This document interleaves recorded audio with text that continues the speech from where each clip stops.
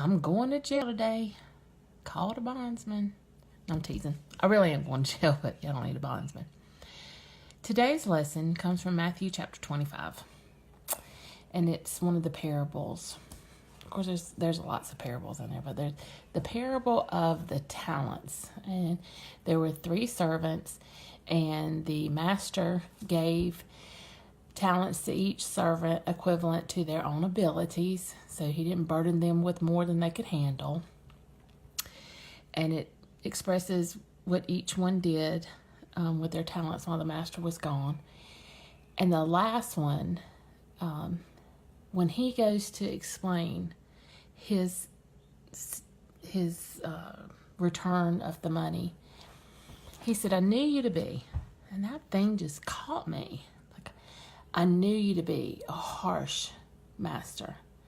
The other 2, we're talking about the same master. It was the perspective of the third one.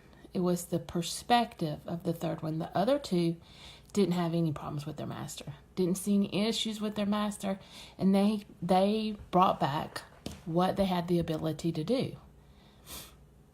The third one, his perspective of the master was off, and so he was unable to do anything. It was his fear that hindered him.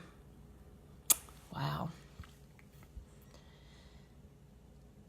A lot of us want to serve God, but we don't know him. I mean, I didn't for years. I knew of him. I knew what I'd read and what other people had told me and what other folks had tried to teach me. I didn't know him personally. So today's lesson will be, how do you know me to be? When you think of God, what is your response? How do you know him to be? Because there's things about him and our thoughts about him that really need to be cleared up. And only he can do it. Other people can teach of his goodness. Other people can share his attributes. And we could have a lesson on all of his names and see all the wonderful attributes of God in his names. And we could have a lesson on the fact that Jesus Christ himself is the actual humanity of God. But until you know him, it's how you know him to be. Get him to teach you. Be honest. Lord, I don't know you.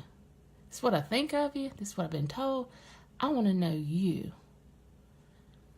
You open up the pages of his word with a sincere heart. Like, Lord, I really want to know you. He'll show you. He'll teach you. He'll train you. And I love him for it.